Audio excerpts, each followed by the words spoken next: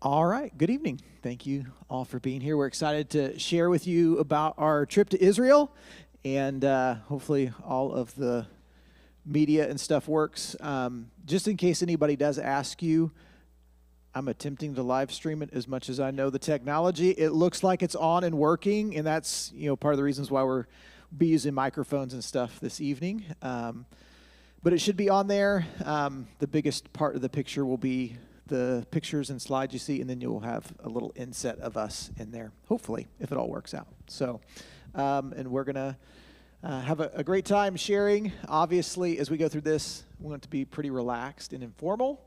We're going to talk. If you have questions as we go through, we'll do our best to answer your questions and, share about our experience there in Israel. So let me open us. Wait the questions at the end or just interrupt us? Either way. All right. Yeah. Well, again, if there's something pressing right there in the moment, if you're like me and you're like, I will forget if I don't ask this question now, or instead of having to flip all the way back through the pictures again, that might be helpful if you do have a question there, or if you'd like to wait till afterwards, or after we're done here, or you want us to come do a slideshow in your living room with you personally, whatever that looks like. We got 2,000 slides to show you in your living room, so set aside some dinner and some activity time. Yeah. So let me open us up in a word of prayer. God, thank you so much for this opportunity to be here this evening and to just share a little bit about our experience that we had in Israel, seeing so many things. God, we are thankful for opportunities like this and other opportunities that we have where we are able to see the scriptures in a new light. Context always helps us understand what we're reading better. And God, we thank you for that. And God, we thank you for the opportunity to be able to share that with others so they can have insight on those things as well. And even just future opportunities for us as a church family. And we ask these things in Christ's name. Amen. And I'll start off with this just so we don't feel like we're rushed at the end of everything. But the group that we went with, what is it called? Campus America. But a man named Tom Short is the one who heads up that ministry and then this trip that we went on. One of the things I loved about it in particular was, as you can see from this, it was called The Life of the Messiah. So very much, absolutely 100% Christian-focused, Jesus-focused trip. And I have never gone on any other tours to Israel, but from some of the folks that I've talked to, sometimes you might have different kinds of tour guides from different backgrounds. And it was very nice. You'll get to see even part of Tom sharing at one of the sites as we walk through things this evening. But one of the things they aim to do is to take a trip every February. And I talked with him at the end of our trip together, and he said that we would be more than welcome to basically infuse our church family on trips along with them. So it's like if you want to bring 5, 10, 15 people, you're more than welcome to come along with us. He even opened the opportunity for me, if we have 10 people or so, that I could help him out with sharing some of the devotionals at different sites and things like that. So really like-minded and a great opportunity, I think, for us in the future. Obviously, there's lots of things going on in that area of the world. And along with that, they want to consistently take these types of trips. So another one that they are thinking about is a Mediterranean cruise around some of the church plant sites of Paul. And so just a different, which has been another thing that I've really wanted to do at some point. Christina knows cruises are not on the top of my list of things I want to do, but that would be one that I would definitely love to do. So we'll keep you up to date with that, but his website is where you can find information about that in the future. It has some information about the trip that we went on currently, but as soon as they know what they might be doing in February, we can let you know of that as well. One of the things that really intrigued us about this particular tour is Tom Short, like you said, put everything on, and at all the major sites, he had a teaching to go along with it. Some of the sites, we might do some singing, and then we also had another assistant guide, I guess, if you will, Matt Sherman, who's a Messianic Jew, and so he was giving us a lot of history, and I mean a lot. We're just overwhelmed with all the stuff that we got. So if you go on any tour of Israel, don't just go to the ones that say, okay, well, here's this church, and here's this church, and here's this site. You want to get, like Tom and Matt put it together, they go into detail, they spend the time, they'll answer the questions, they'll, give you background that you wouldn't normally get with a cut and dried tour group, I guess, if you will. And then we had on-the-ground tour guide from Israel, who was also a Messianic Jew, and so his name was Ishai. You'll see pictures of him as well, and I think I saw one in there of him. Yeah, so you'll if not, his name's Ishai, and an incredible man, and just a very helpful guide and understanding. I know when we were on the Temple Mount, Christina and I were just the two of us hanging out and saw him by himself. So we're like, let's trap him and ask him some questions. And so we got our own little personal teaching session right there on the Temple Mount with Ishai. So, all right, let's start rolling through things. We're going to go day by day through our trip so you can kind of get a feel for what it was like for us while we were there. And then along the way, as we're kind of showing you what things are, we will also share a little bit about what God was teaching us in some of those moments. We won't have that for every single slide that we look at this evening, but I've asked them. I get to share a lot, obviously, from God's Word, and so I want you to hear from Christina, Scott, and Jenny as well in that. But day one, we traveled, so we left JFK, and we went from here to JFK. We went straight into Tel Aviv, and if you're not familiar, I do have my handy-dandy laser pointer tonight. But if you're not all that familiar with Israel, where we were, and so our first few days that we'll be on in this trip, we were here in Jerusalem. So we flew into Tel Aviv here, took a bus over to Jerusalem with a bunch of other people on our group, stayed for the most part here, but we traveled to Bethlehem. We went over here to the Dead Sea. We did baptisms in the Jordan River. We went all the way up here to Tiberias and stayed in the second half of the trip. And we ended up traveling all the way up into this area, the very tippity north of Israel. So as you see pictures, those were the areas we traveled through. Okay? So just kind of get an overview of where we're at. So when we got there, we went to a hotel. So we stayed in hotels each night. They're extremely nice. This is just kind of an overview of some of the lobbies and dining halls that we had. Most of the food, sometimes when you travel, you have questions of food. We'll get this out of the way here. But as you can see, it's at both the hotels. We had our breakfasts and dinners there, and we're able to take some of the buffet food with us for lunch or stop at a vendor while we're out through the day. Very good food. We didn't go hungry at all. And in fact, at this hotel that we were at, they're known for their authentic Jewish cuisine. And so during the Sabbath, that hotel was packed. As a matter of fact, I think we had special restrictions, like when we go in there, we have to be very quick or something like that. We have to certain times to go in because there was like hundreds of people that come in for the Sabbath to this hotel because they're known for their food. There's interesting things with it being kosher, like they don't have beef and dairy at the same Wait a minute, we meals. did have hamburgers one night. But they didn't have, you can't have a cheeseburger. Yeah. Because they don't have beef and dairy at the same time, which was really, interesting because I think because of that, there ended up, for some reason, being hot pasta dishes on breakfast buffet every morning, which was really weird to see, like a lasagna without any meat. Or fettuccine Alfredo. Yeah, Matt said something about a restriction with dairy. Like you can have dairy in the morning, but you can't have it in the evening. And you can't have it with beef. And you can't have it with beef. That was the main thing, yeah, beef. So, funny story. I like butter. She's going to tell on herself. I am. And I noticed there was no butter at dinner, and it was really bumming me out. And I got the explanation for why, but it didn't fully, I think, sink in. So I just grabbed a few little things of butter from breakfast, and I started bringing them with me in my bag to dinner so that I could have some butter on my rice. And Jason didn't notice at first, but at a certain point he goes, "You brought butter?" And I was like, "Yeah, what's the problem?" And he's like, "You can't have dairy in here." I was like, "Well, I'm not forcing it on anybody else. This is just for me." He's like, "No, you're making it unkosher." So I've not been invited back to have dinner. She's banned from the hotel for the rest of her life.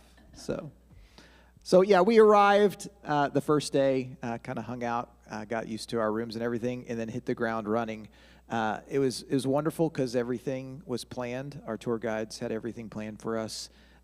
If you want to even see like details, we have our little booklets up here of every little thing that we saw each day. And so we'd arrive at 8 o'clock in the morning on a bus, and they would whisk us off throughout the course of the day. So day 2, we stayed right there in Jerusalem, very close to our hotel, and started the day at the Mount of Olives. And so this is a view from the top of the Mount of Olives into the old city of Jerusalem. And again, I'll get my laser pointer out here. So these are the city walls all along here. And they go up here and around, out, back around that way. And this is the Temple Mount, where you see the Dome of the Rock now that stands. Show them where you were standing when you gave the Sunday morning quick. The video that I sent from here, we're on these southern steps of the temple here. And these are old, this is an archaeological site, so these are old steps and ruins from the time of Jesus and before. And so when I sent that video, I was standing there pointing back towards the Mount of Olives. Funny story is the first day I went running, I had a goal to run all the way around the old city walls. Of course, I'd never been to Jerusalem before, but I thought, hey, why not? You wake up and you start exploring. I ran that direction. It made it somewhere around here, and I couldn't get around because of something, so I ran all the way back around this way, and then ended up here, which we'll talk a little bit more specifically about. This is a Muslim cemetery, apparently. And I found myself kind of smack dab in the middle of it and decided, okay, it's time to turn around and get back out of here. And I found that out when we were standing up here in the Mount of Olives. I was like, that's where I got stuck, right there. And everything you see in the foreground is Jewish cemetery? Is that right? Yeah, so back here, these white tombs right here, this is a Jewish cemetery. This is a Muslim cemetery. We have another story for that later. Yeah. In this, Kidron Valley right here, in between the two. And you'll see kind of how steep it is here in a moment. A little close-up along the walls right here. This is the Golden Gate, or the western gate of the city walls. So significance biblically there. If you think about, they believe the Messiah would come in through these gates. This is where Jesus would have entered in on Palm Sunday. It's now closed up. You'll hear even more from Pastor Tom. We have a little teaching moment video in there with him on the other side of that gate inside on the Temple Mount. And then here's a nice little picture of us that first day on the other side. As we walk down, this, you can kind of think of this as the route coming in on Palm Sunday. It is extremely, extremely steep going down this hill. You can kind of see walking down on this. So you'd have walked down and then back up into the city of Jerusalem there. And along the way, you come across different sites, and you can kind of start to see looking into the city of Jerusalem from these different sites here. This point right here is, I don't remember the verse reference I have in the video, but this is where Jesus wept for Jerusalem, was on this side in this area. Of the Kidron Valley. Yeah. So coming down that slope there. If you look over, this would be coming down that slope over to your left. You see those Jewish tombs over there. And especially if you get up into the city of Jerusalem and look out, you see them and they're very white. And you think about the words of Jesus talking about whitewashed tombs. I'm like, okay, I can see what he's talking about here when you look out over those. Now, the one thing I was going to mention something about this with all the, you see it's on the hillside, and correct me if I get this wrong, but in the Jewish cemetery, the more money you have, the higher you can build your tomb, and therefore the closer to God you are. Is that right? Yeah, and there's, obviously with the wall and everything, they have obviously distorted views of being close to God, but yeah. The next part, continuing to come down this hill, you would come across the Garden of Gethsemane. And so this, and again, some of the sites we're going to talk about, you can talk about archaeological sites that they've excavated and find archaeological evidence for. These are places where these things happened. Some of them are more historical sites. So this one is probably where they found some of the oldest trees in that area. And so, again, this may not be exactly the spot for the garden, but that's probably one of their best guesses of where it was. And if you are standing there, and I know a few of you all have been there before, it's not a large region. So you're coming down the Mount of Olives, you're like, okay, this is at least the view that Jesus had while he was here and standing in these places. So you've got the Garden of Gethsemane, here's some more trees in the garden. One of the things you'll find is they do build lots of churches over the sites that you're going to. And so I'm going to go a little out of order on this. This is the church just to the right, if you're facing it, the right of the Garden of Gethsemane. So it's to the left of this. The garden would be left of the building here. And then, of course, inside, they have a rock that they believe have significance of where Jesus was praying and sweating drops of blood on the night before he was crucified. So, Garden of Gethsemane moment there. And then we transitioned out of the Garden of Gethsemane and went into the city walls from there and went to, Caiaphas's house, the high priest Caiaphas. And so this is the courtyard for the high priest Caiaphas's house. These would have been the steps where Jesus, after he was on trial, he got led up to Caiaphas' house. These are the steps that he would have been on for his sentencing. And even in this area, you'd have Peter's denial. And there's a church there, and outside the church, you have a symbol, if you notice on the top of this podium. Anybody notice what's there? A rooster. So why would a rooster be there in a symbol for Peter? Exactly. So you've got the rooster on top of a church here, on top of this little podium here. But probably one of the more significant things in this place is within Caiaphas, his little quarters there, there's essentially like a pit that they believe would been a holding cell for prisoners, which, again, quite possibly could have been where Jesus was spending his time while he was there. So we went down into this pit.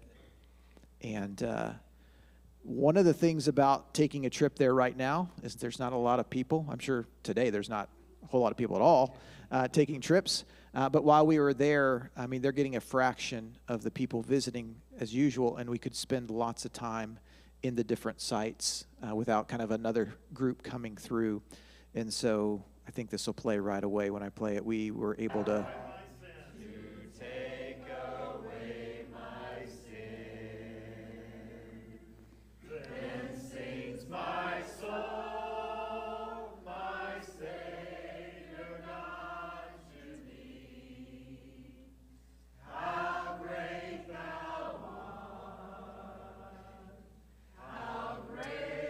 We had lots of moments where we were able to stop and just sing together in these different sites, which was a really wonderful experience.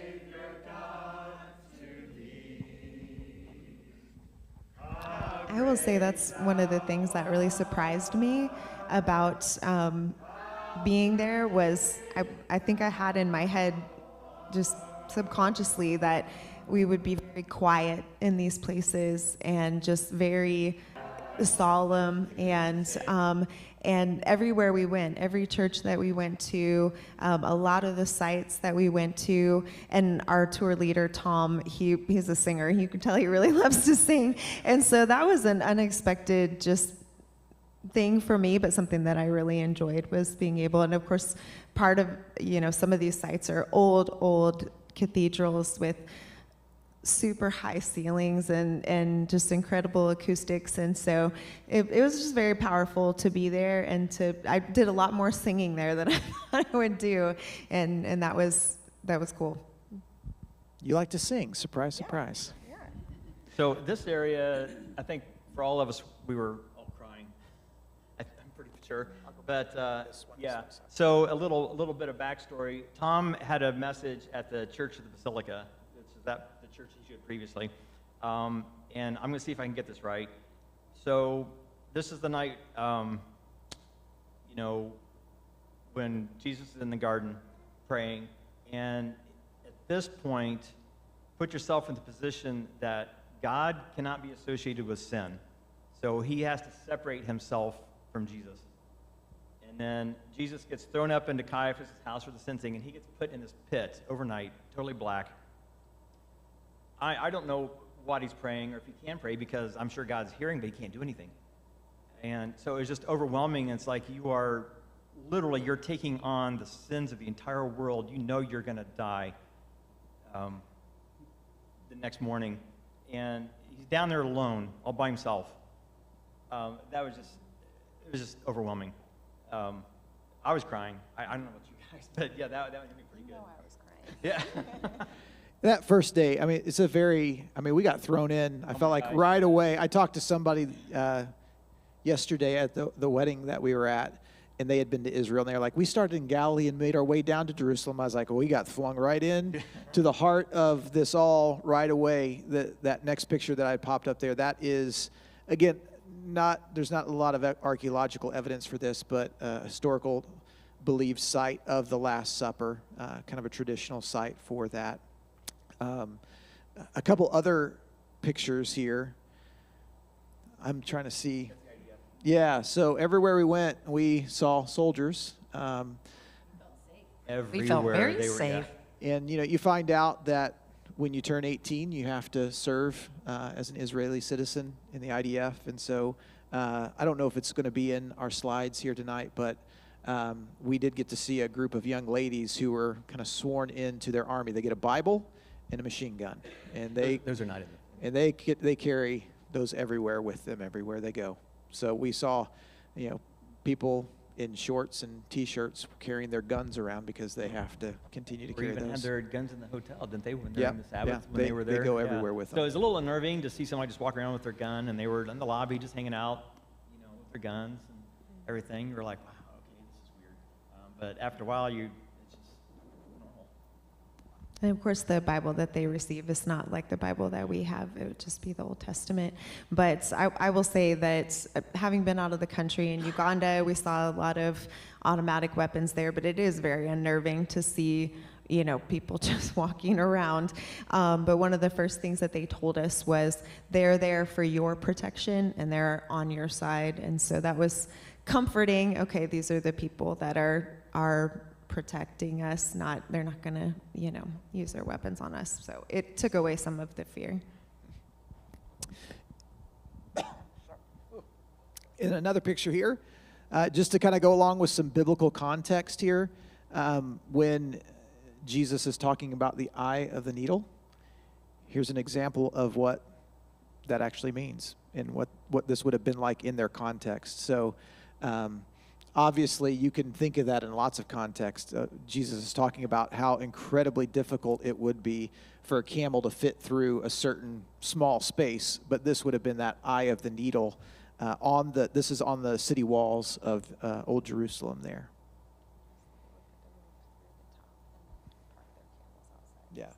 Yeah, and they'd park their camels there, is what she's saying. You can park them. So the knotted rope would go up on the top. The knot would be on one side, and the camel would be on the other. So it was like camel parking, basically, outside the Tie 'em walls. up out there. The next thing that we have on here is what is called the Cardo.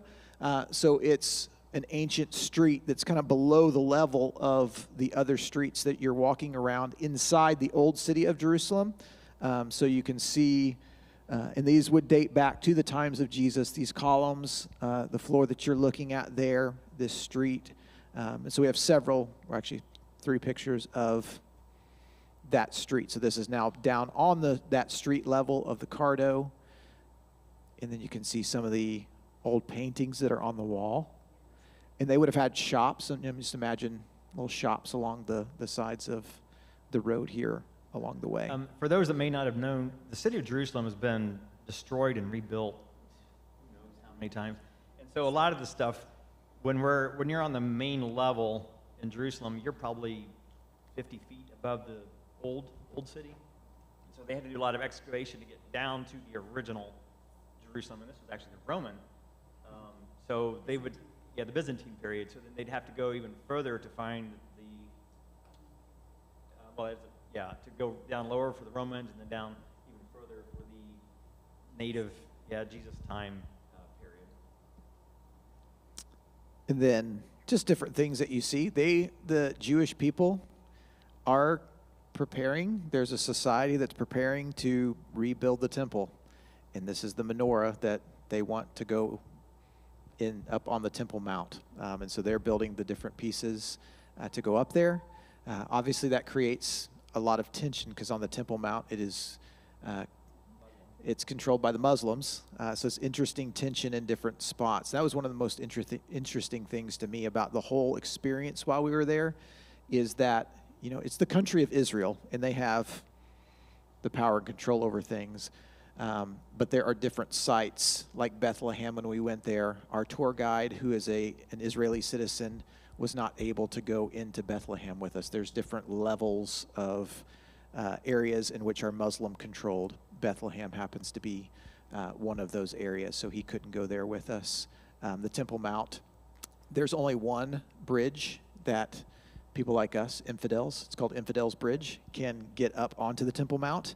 And so, yeah, do we have it in there? Okay. But this is just a picture. This was out in a courtyard one day as we were walking by and walking over towards, again, back towards that Temple Mount. And this is the Western Wall, or the Wailing Wall. You can see there is, right over here, this separates the men are on this side and the women are down here on this side. And so you can see the men that are up there on the wall praying. If you go up really close to the wall, you'll see where they stick just little pieces of paper as their prayers into the wall. And then away from the side where the women are, there's actually a synagogue built into it. So this here is still part of the Western Wall. And then this is later than the Western Wall here. But as guys, we could go in there and see their synagogue, and there are men in there reading their scriptures and praying. But yeah, they have services and studies and a library and stuff in there. Now, the reason why he said the men's side is because when they separate in Jewish culture, the men have one side, and we witnessed this in like 3 different places, I think. The men on one side, the women on the other. The men would have the library, the scrolls, some of the scrolls, stuff like that. They could sit down and debate, discuss, and talk about the Bible context. The women would not see this. They would not have that. They would not be allowed to go in the synagogue and do something like this. So I don't think I was supposed to take a picture of this, because I was told later that was probably an off limits, but that was too late. But I was like, well, I got to show this to Jenny, because she's never going to get to see this in her life. I just want to say something about the just the attire. Those are the Hasidic traditional Orthodox Jews, and the cultural learning started on the plane ride from New York City to Tel Aviv. I have never experienced a plane ride like that. It was lawless. I'm not even joking, because at least half of the passengers on the plane were Orthodox Jews, and I had never really encountered much of that culture. I think it was one family, and we happened ourselves into a giant family reunion on a Delta flight across the ocean. Yeah, they would not. They wouldn't sit down the whole time, even trying to take off. They had to repeatedly get on the loudspeaker, the PA, and they were communicating both in English and in Hebrew. And so they could understand, there's part of you that's like, maybe they don't understand English, They just do what they want to do. And that is kind of part of the culture there, a very just... they did what they wanted to do. We were in the middle of a fight between a married couple. The poor flight attendants couldn't get anyone to sit down the whole time. I mean, they had to threaten for people to sit and get their seatbelts on so we could take off. I can't remember the exact wording, but one of the final PA announcements when this crew was trying to take off was, "We will throw you out the doors if you do not get to your seat and get your seatbelt on." It was like they weren't hearing it. They just didn't care. And so it was a very just abrupt, getting kind of thrown into that culture, but it was definitely a learning experience. Truly a very restless people. Therefore, did we get any rest? Hardly, because They're up and down the aisles, back and forth, up and down, in and out of the bathroom, in and out of the bathroom. Even the guy in front of us was vaping. I was shocked. Yeah, I had to go back to the flight attendant and say, I don't want to be a bad person or whatever, but the guy in front of me's vaping, you know, it's like, okay, truly lawless society, because they're like, oh, the rules don't apply to me. Yes, they do. You know, and even for mealtime, the stewards had to get on the PA and say, sit down so we can serve the meal. You know, it's just and they still didn't. lawless, yeah. Yeah, it was a good, our flight home was not the same, we'll say that. So, yeah. So that was the end of, that was our first full day there in Israel. And that was probably, I would say it was very front loaded, which I appreciated. When you had the most energy, we were seeing a lot of the most stuff up at the very front. So we'll maybe go a couple days at a time and even just stop here for some questions and things like that. But since that is such a big day, any questions so far before we continue on through things? Yes, Rose? Yes. Yep, so we had to wear those. Yep. No, the men we had to wear menorahs Yep. just to go approach the wall. And we also do that for King David's tomb, too. Yarmulke. Yarmulke, sorry. Yeah. So they had a basically like a bucket of them that you would pick up as you walked into that area. Yeah, so they asked us to wear those to go in there. Only there. Mm-hmm. Yeah, that wasn't all the places, but just that one specific place. Well, for I don't the have any Jewish hair right here people, anyway, so. with the Temple Mount being controlled by Muslims, that's the closest that they can get to where the site of the temple was, and so that's an extremely sacred place for them. And they go and they put their hands on the walls and they put their notes in the cracks, and it's a very special place for them where they feel they're the closest to God. And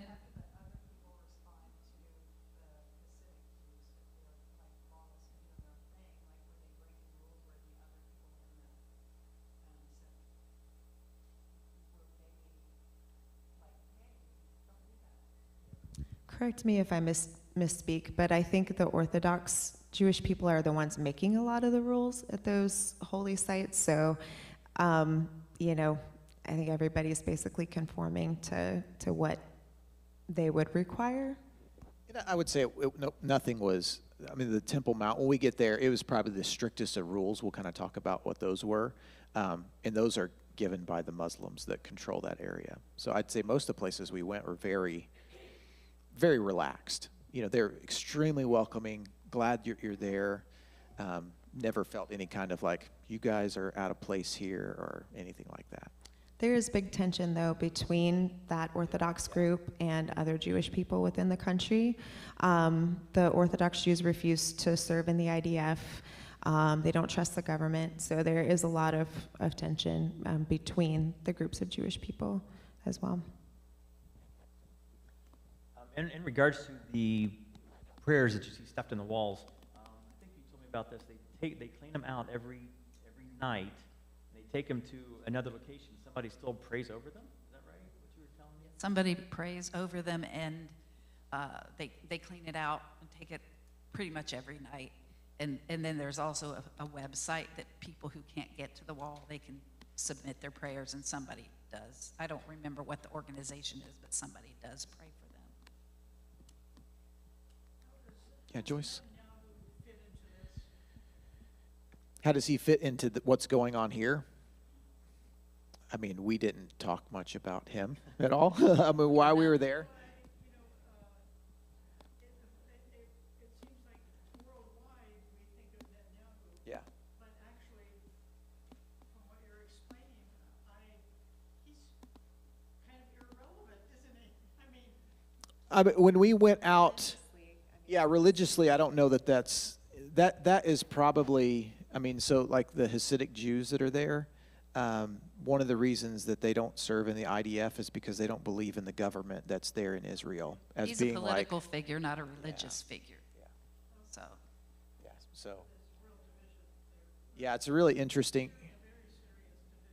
Yeah, yeah, yeah. And then the other division that you have is between the Jewish people and the Muslims that are there. So there's a lot of tension.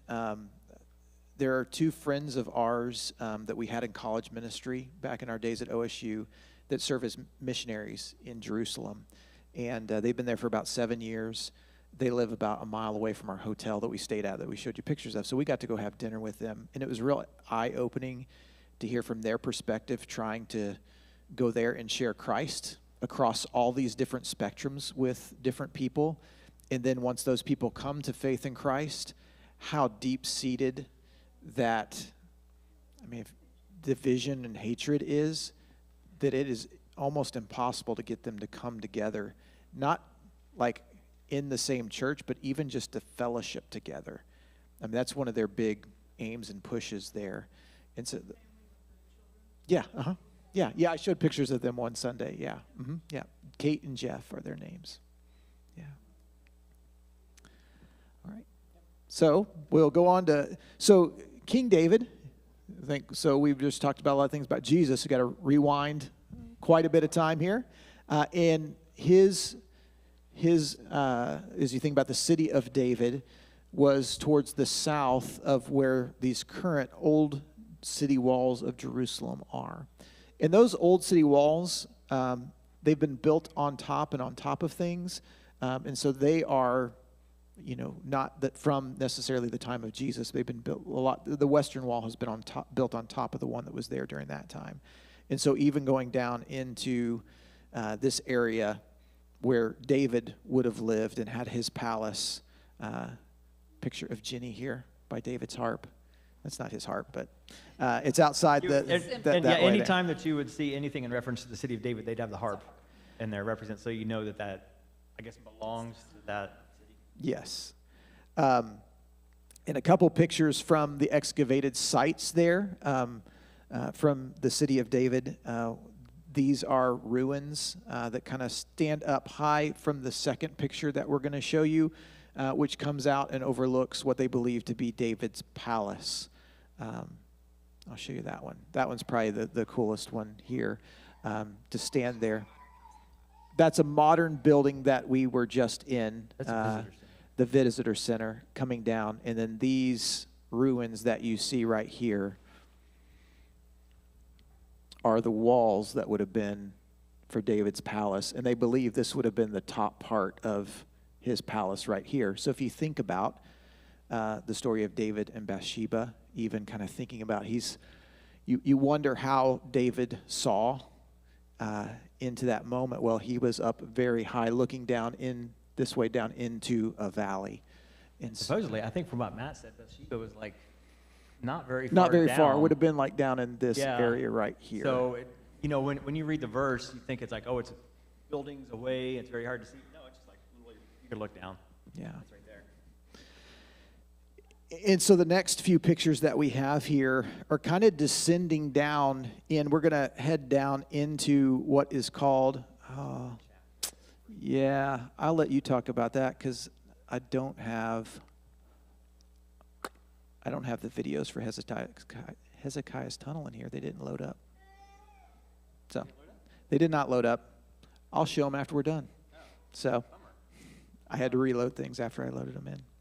Anyways.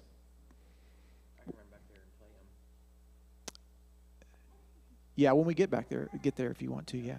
Yeah, so did you want to talk about Warren Schaff? I could talk about Warren Schaff a little bit.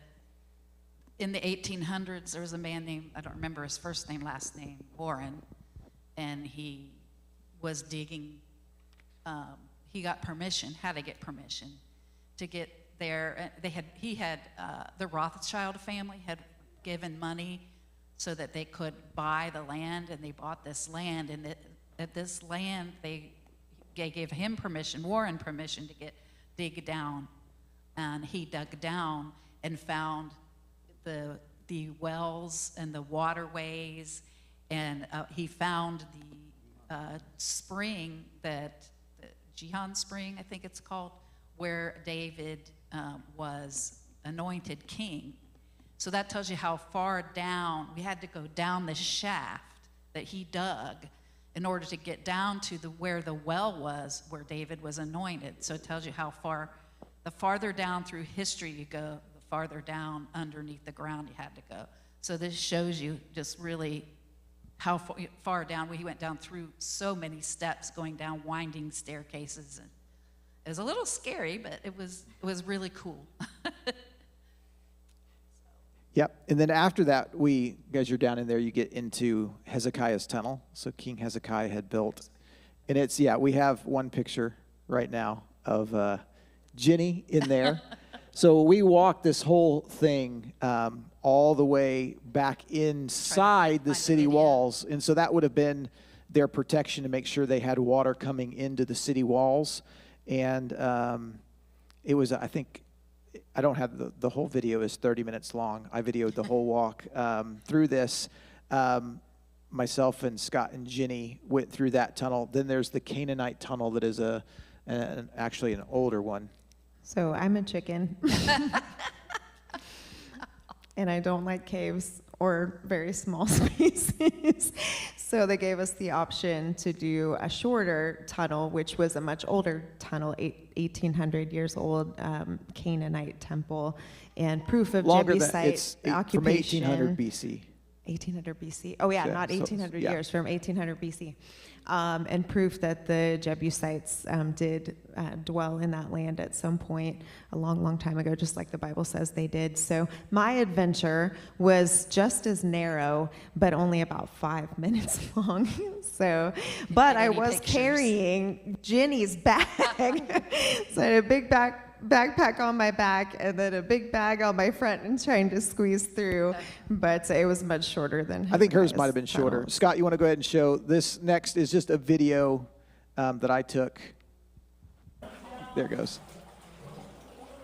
Inside. So it's got water. It was maybe up to like mid-calf. Sometimes it would come up to above your knees, but it wasn't all that deep. So you can see somebody up in front of me, kind of how deep it is on their legs. And then the next video, you can kind of see, so this is basically all you see for the 30 minutes that you're walking through. And imagine they dug this tunnel from two opposite directions towards each other and met perfectly in the middle, which is amazing. If you want to show the next one, Scott. So this is just on the way out. So this is coming back into the city walls. So you finally see some sunlight, and you're like, yay.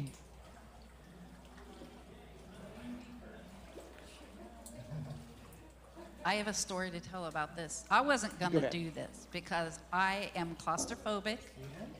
I don't like the dark. And I don't like the water too much either. I mean, I like water, and I can swim, but I didn't like the idea of the two together, and it was totally dark. But I think I was talking to our guide, and he said, really, you should try it if you can. You know, he was trying to encourage me, and after talking to him, okay, I wasn't going to do it, and I thought, okay, I'll do it. But I think I felt better because Jason was in front of me and Scott was behind me, so I was right in between them. But I was like very, very scared to do this, so I prepared. I got my water shoes on. I'm going through the tunnel. Oh, that's not too bad. It was no more than this wide for me to put my hands out. So the whole time I'm touching the walls. And it's very cold and yucky, slimy even kind of. And the whole time I'm going, okay, I can do this, you can do this. And I'm talking to myself, I'm talking to the Lord, I'm praying because I'm so scared. At one point, we stopped, and then it was like, I am done with this. So I had to give it up to the Lord and pray and say, God, please help me because I'm scared. And I started singing a song in my heart. I started singing, and then before I knew it, we were out of there. So and it just reminded me of this is what I need to think about when I'm going through something, going through a struggle, or going through whatever it might be in life, and just kind of talking to myself and talking to the Lord to get through, to press on. He said, just keep pressing on, Jenny, just you'll be okay. And I was fine. But it did, the water, when he first got in there, it scared me because the water did come up to up here. As you can see, my shorts were wet.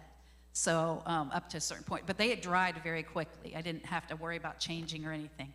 But I think that's just a lesson for me that I learned about faith and just perseverance and keep going, just to keep going, don't stop. Just before you know it, you see the light at the end of the tunnel, literally. And I accidentally walked through the tunnel with my backpack on. I forgot to give it to somebody. So I could like do this. And I couldn't turn at all. So it's like, okay, I got to go straight, and I can't. And the whole way I'm Yeah. going, he's behind me, so I'm going, okay, there's a little spot here. Sometimes he walks with a limp, and so I had to tell him, oh, this part here, there's a loose stone, or here's a hole, don't step in that. And here it's turning to the right. I would tell for the people behind me to pass it on, so they knew it was coming. So it was a very interesting experience. I'm glad I came out of there glad that I did that, and I tried it, and that's kind of what I learned, is just to press through.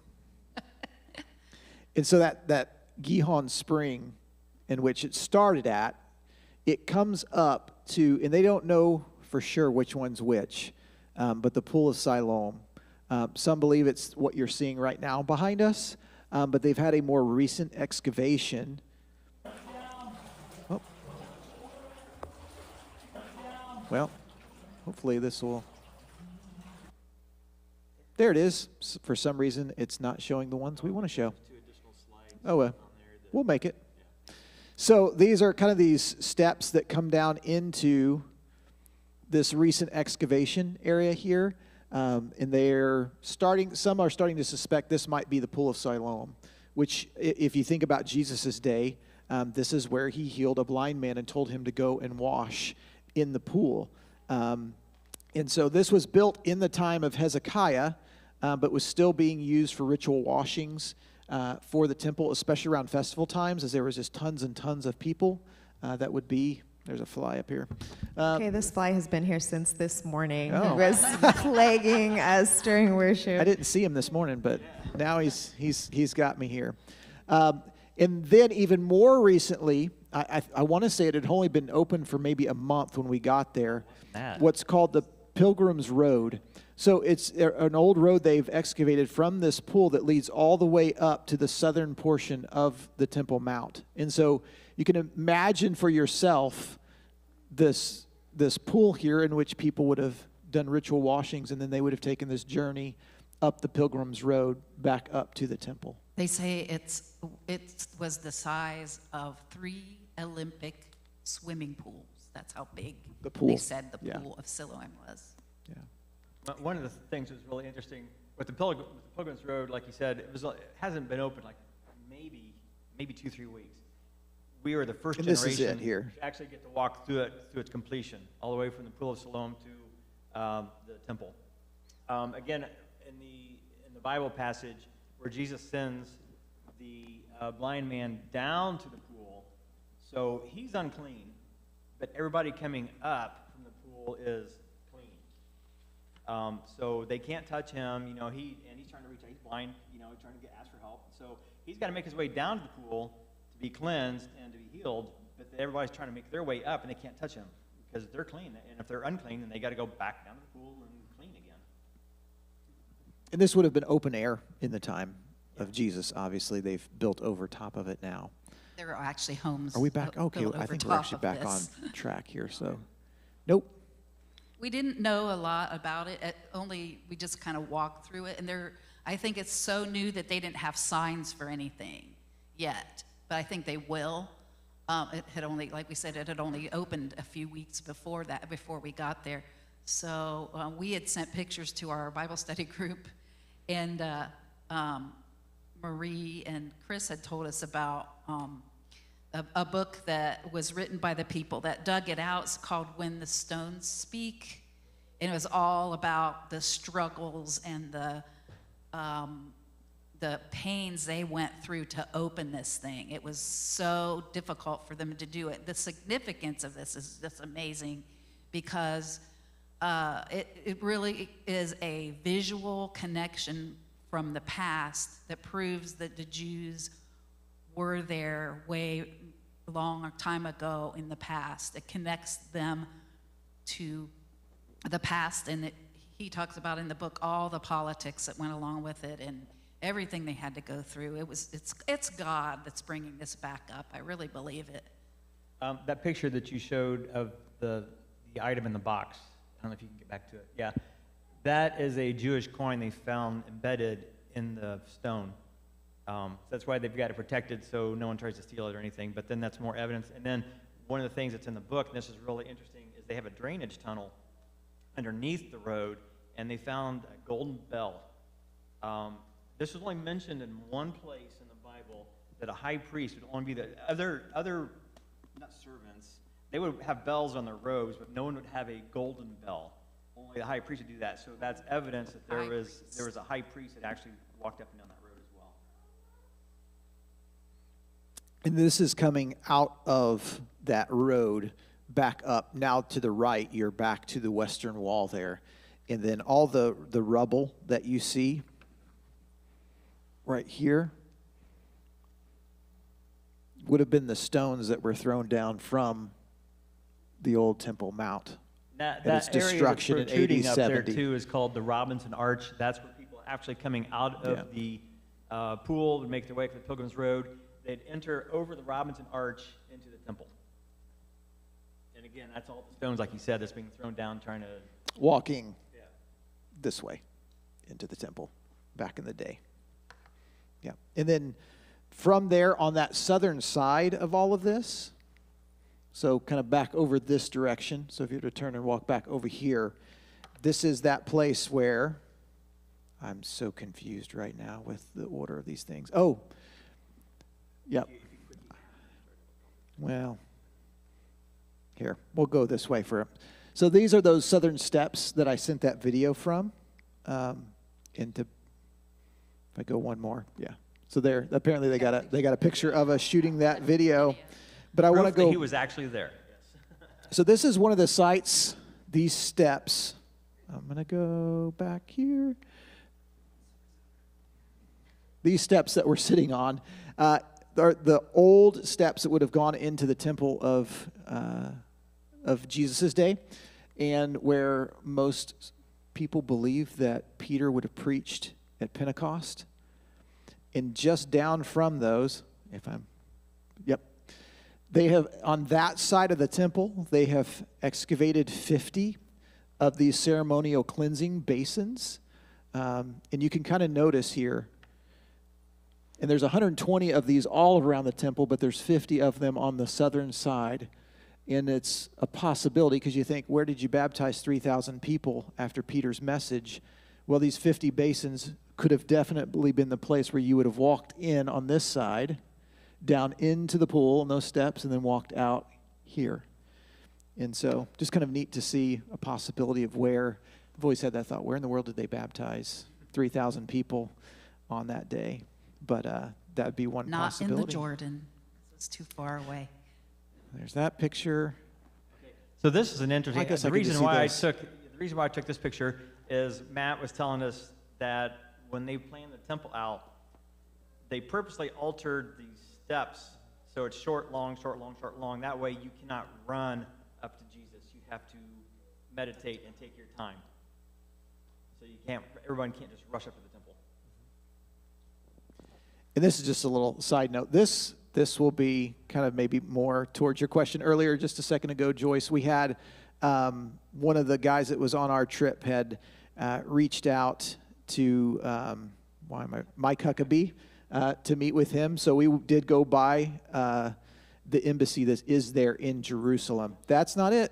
It's on my thing, but it's not there. There's the embassy in Jerusalem. We did not get to go inside, but Lauren and his wife did get to go inside, and they met with Huckabee while they were there. And then we finished out that day with a couple of trips to a market. It was approaching the Sabbath. Crazy. And so this guy was letting everybody know, wrap up your business and get back inside. It's time for Sabbath. Let's close up shop. It was extremely crowded, extremely smelly, and very dirty in that market. But as people, now Matt kept on telling us, like, well, everybody wants to close up for the Sabbath real quick, so you can find some fantastic deals. So you're able to go into some of the places and say, well, you want 900, I'll give you 400 or whatever, and then they'll say, oh, yeah, sure, whatever, I just got to close up. So sometimes you can find some good deals there. Yeah. And then here are a couple pictures of the gates. I think this is the Lion's Gate on the old city walls of Jerusalem. All right. The pock marks there you could see from the war, 1967 Oh, war. yeah, shootings at the wall. All right. Ready to sprint? All right, we're going to keep going here. Day 4, we started out, I am so confused. I'm sorry, because what I see there and what I see here is not the same. We went to the pools of Bethesda first, and that is not it. That is not it.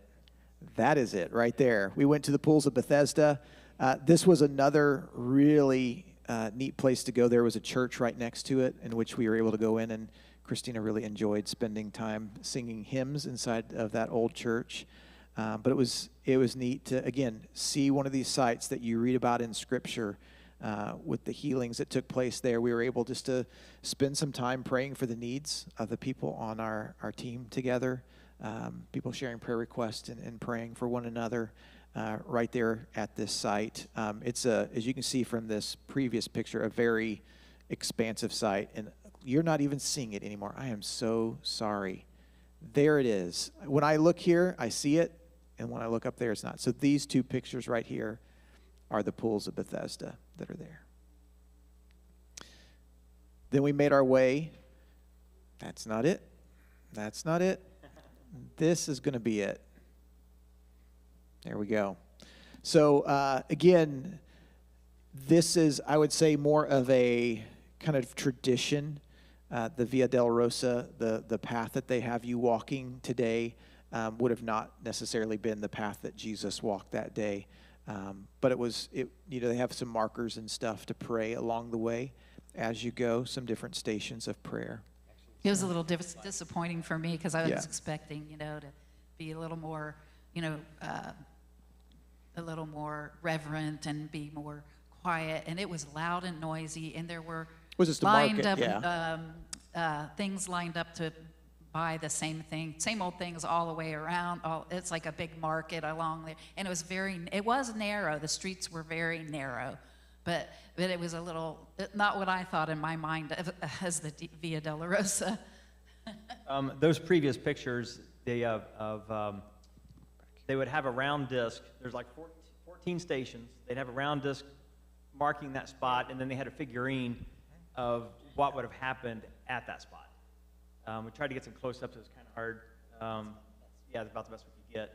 But so you could see it on them. Just start walking around, you see the disc, and get an idea of what happened there.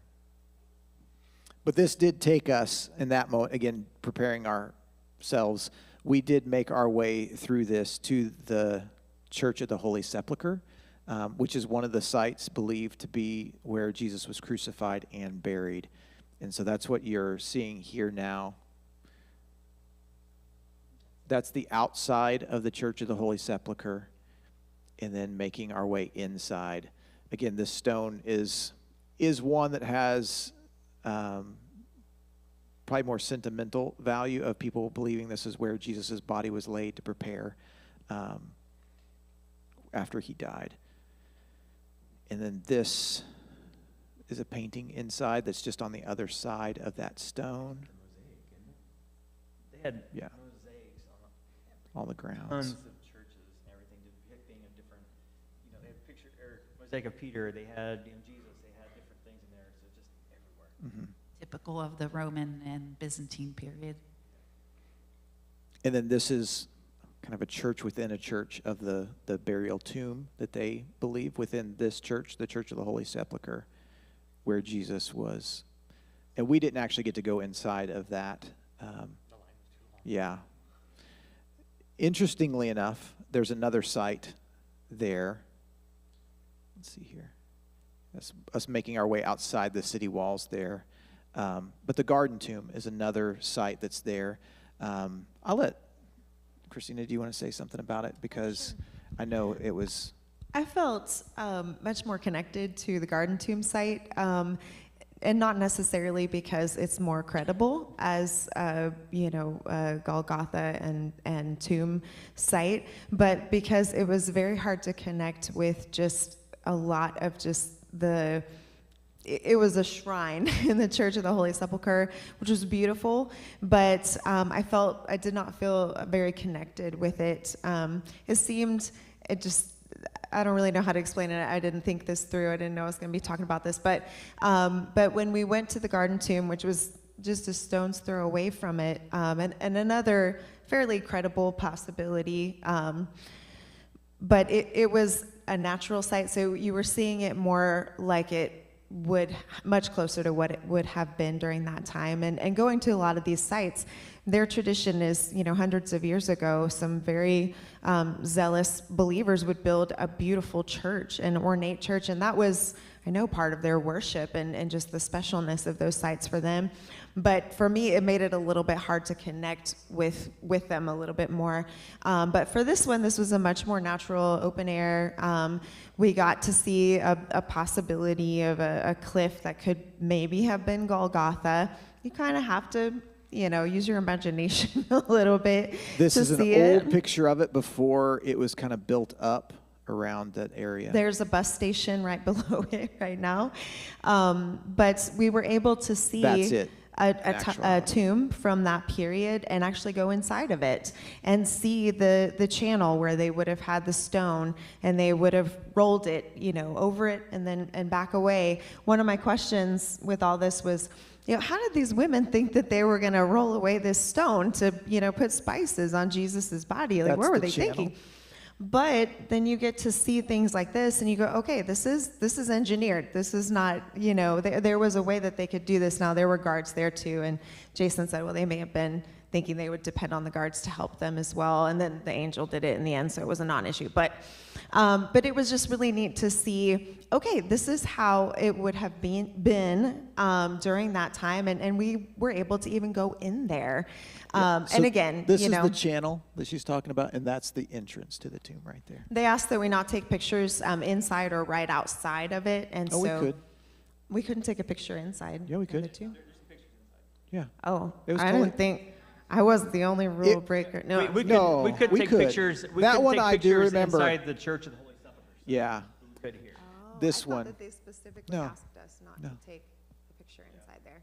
I do have a funny antidote, which I don't know if it's sacrilegious or not, but I kept on thinking of Indiana Jones in the Search of the Holy Grail, because you go to the Holy Sepulchre site, and it's like very ornate, and very majestic and everything. And I kept on going back to the scene. It's like when the lady has to go in and pick the cup, and she picks it up, and she's like, "Oh, this is the cup of a king. It's very ornate."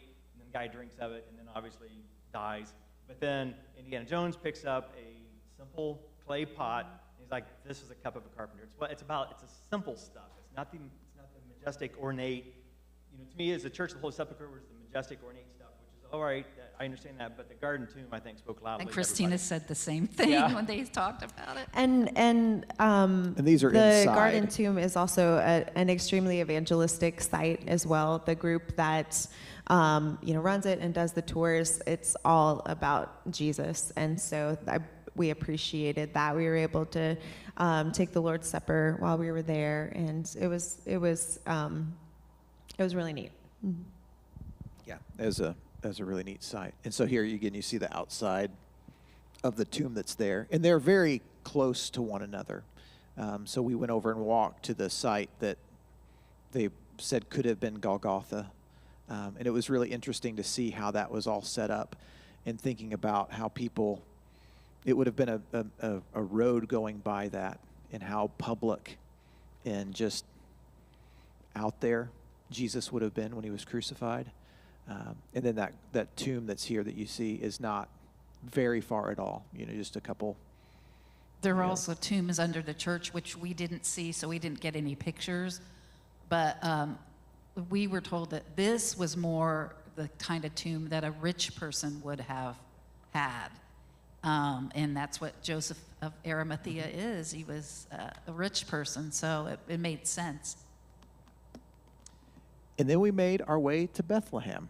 So that was one where we had to drive a little bit south of Jerusalem, and got to go in to see a cave in which, again, in that whole area, there's these caves and stuff which shepherds would go into.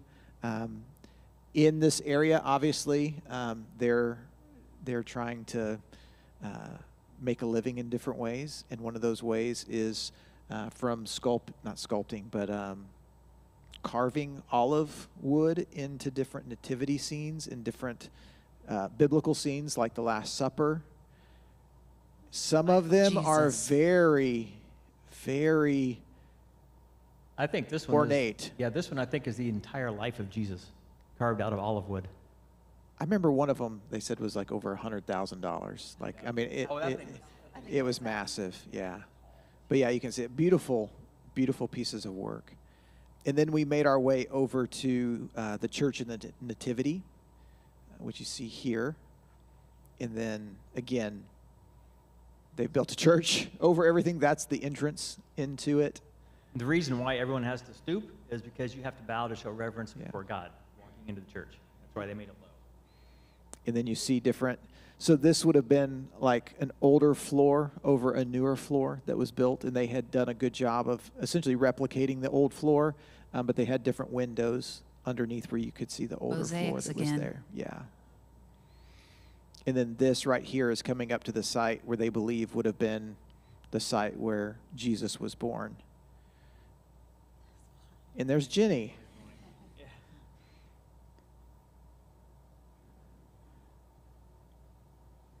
Sorry, I can't even see that one. So Yeah. the other site is where Jesus would have been born. That's that star on the floor. And I don't know how Yeah. they found the exact spot. This is where Jesus' manger would have been, right, like on the other side of the cave.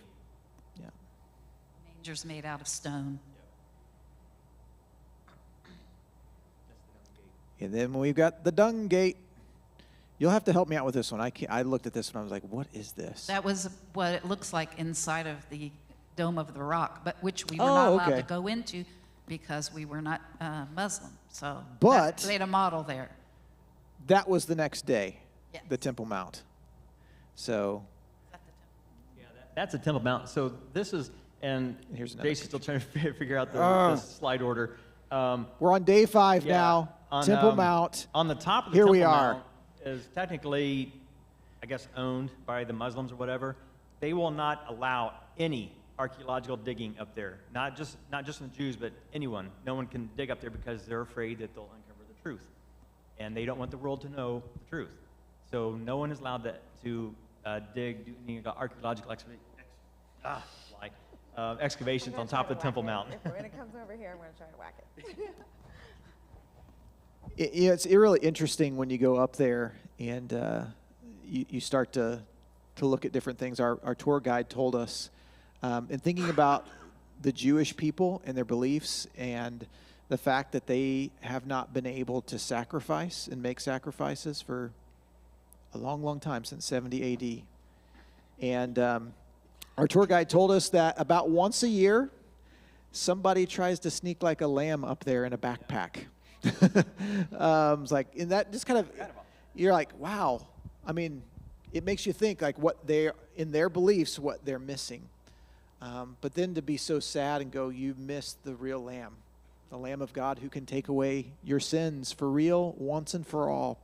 And so on the Temple Mount, this is Tom teaching near, so that gate that's been filled in, that has the Muslim tombs outside of it, now they're on the inside, on the other side of it. Okay, this is the walls of the old city. And you can't hear him.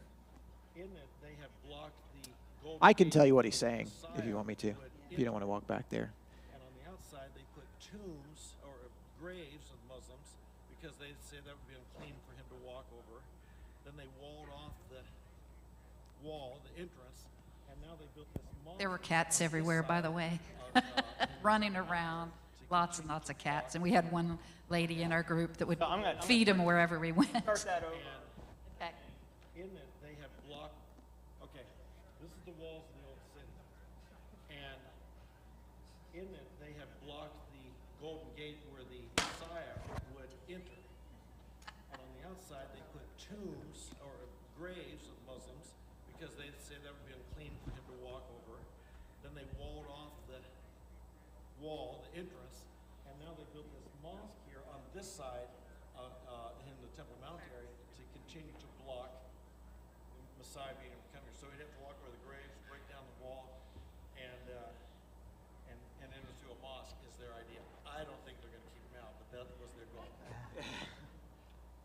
Yeah, so that was another site there that we went to, kind of on the other side of it. There's a closer picture that's from the inside of that gate that's been walled off, and then has those Muslim tombs on the other side of it. So that's the Temple Mount area. And then the next set of slides that we have for this day, they are one of King Herod the Great's palaces, which was just pretty amazing to think about. Why did they call him Herod the Great?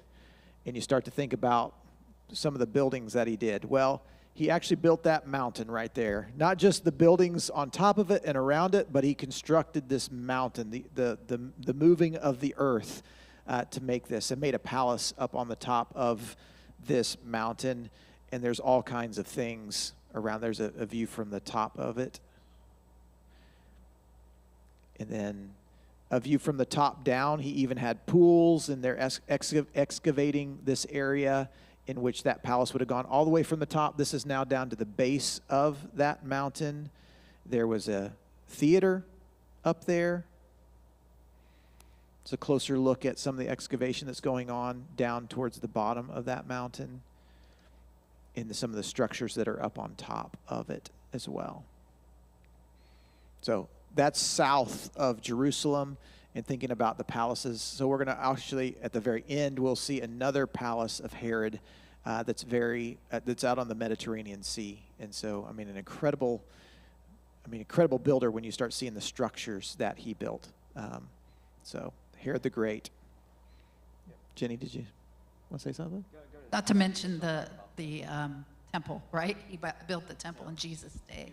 And he did, yeah. He built up the temple in Jesus' time. They saw Did you guys go see this? I didn't. I stayed on the bus. Oh, yeah. Oh, this is just a menorah they had. I think it's a stone menorah. But if you notice, I think there's a close-up.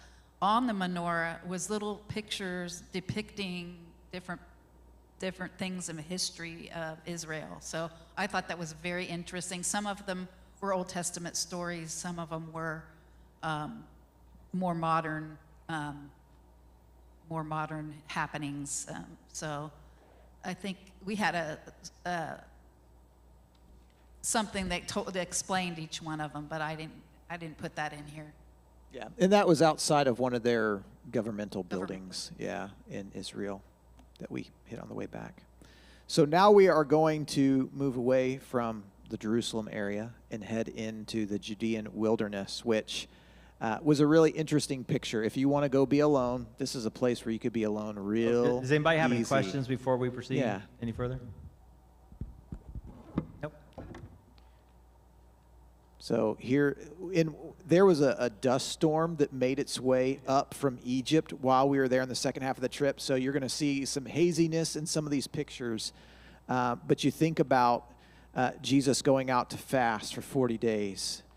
And you're like, wow, that's, when I think of wilderness, being from Oklahoma, it's a little bit different than this wilderness that I'm seeing right here, which was really helpful to kind of see what he would have been experiencing out there in that environment. I mean, just extremely desolate area, and obviously we can't see even further out there. But I remember that day, Tom Short, our group leader, he shared a little bit about what Jesus had said when he was tempted out in the wilderness about man does not live by bread alone, but by every word from the mouth of God. And he talked about how we need to get God's word as our nourishment every day, you know. And I got to thinking, no wonder I'm so tired. I was so tired from walking around everywhere, but I also realized that I had not even cracked open my Bible for several days because we'd had to be on that bus at 8 o'clock and get a lot to do before we even, and I just hadn't had a chance. I was so tired at the end of the day, I didn't do that either. So I realized my spirit need nourishment, and so the next day I had a quiet time. but it really reminded me of that wilderness. In my mind, I always see that, a picture of dryness. If your life is dry, you need the Word of God. It explains why John the Baptist ate bugs.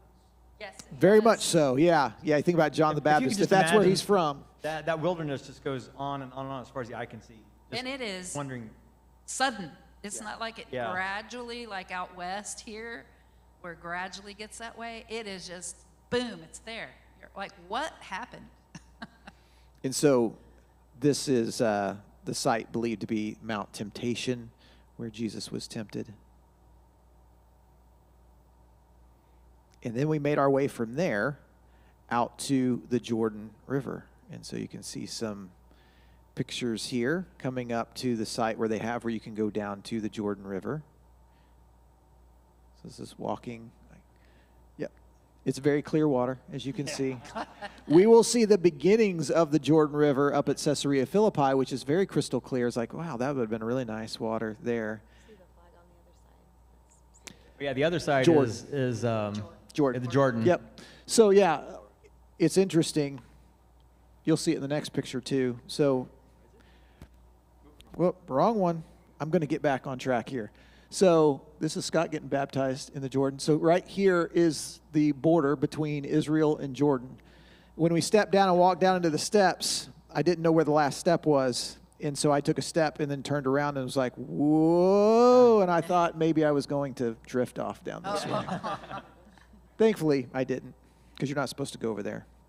And there's a picture of Jenny getting baptized in the Jordan River.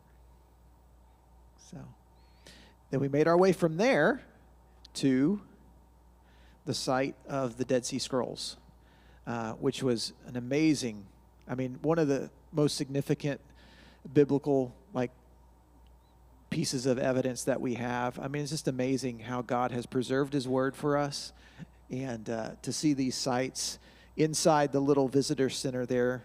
Nope, not there. There. They had some jars that were looking like the ones where they were found. Just imagine a little boy was throwing rocks basically into these caves and made this discovery. And then they've excavated around that and found the remains of where the people that were preserving the scriptures and writing these scriptures down, their little village that was right there, which to me was just an amazing thing to be able to view and see the Essenes, yeah. And they told us that it's the Essenes, is that? Essenes, The yeah. Essenes, they're the ones that tried to preserve those scriptures, and they said that it was accurate up to only maybe one word that was off, and it was a word like the, or something that was very insignificant. Amazing. It's been one of the best finds to help us continue to show the reliability of Scripture. And Found in just an amazing thing. 1947. Yeah. So then we made our way from there to the Jordan. So you're going to get to see some fun pictures, or not Jordan, but to the Dead Sea. There we are, hanging out in the Dead Sea. I'm not the one with mud all over me, by the way. But yeah, you saw lots of people like this that had rubbed the Dead Sea mud all over them. So When you just sink in that mud, you could I'll not, say- you had to just get in and lay down back. Gary brought me some Dead Sea salts the other day, and we're getting ready to leave and travel to Boston next week. So not tomorrow, but a week from tomorrow, I'm running the Boston Marathon, and I'm preserving those for a soak for my tired legs after that. Jason it was kind of hard to control your movement because you just float in there. It's so salty, 33% salt in there. And so he kindly just sort of pulled me. The previous picture was To Jason go. pulling Christine up to shore. One of the cool things we got to do was bring back salt from the Dead Sea for our boys. We brought them back as many shells and rocks and dirt and all kinds of stuff that we could. And you could just drag your hand along the bottom of the sea, and you'd pull up these giant chunks of salt. And so we grabbed a couple and brought those home.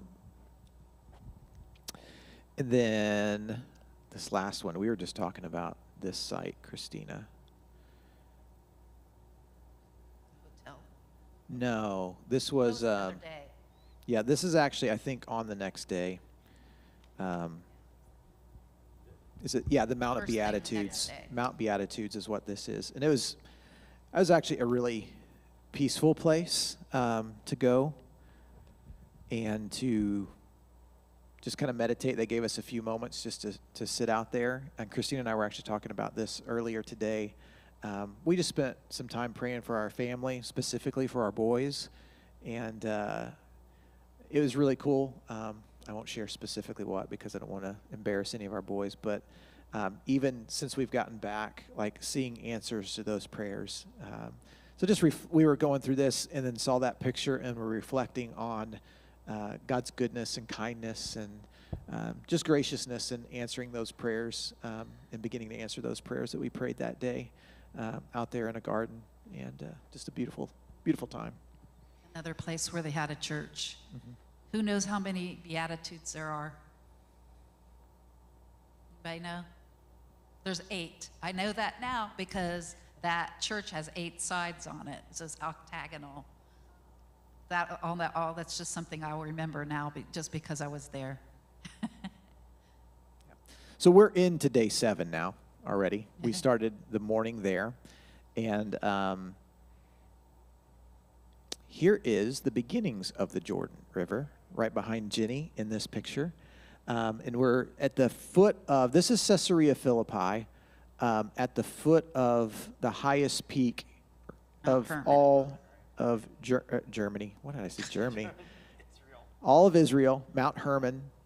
And this is the site.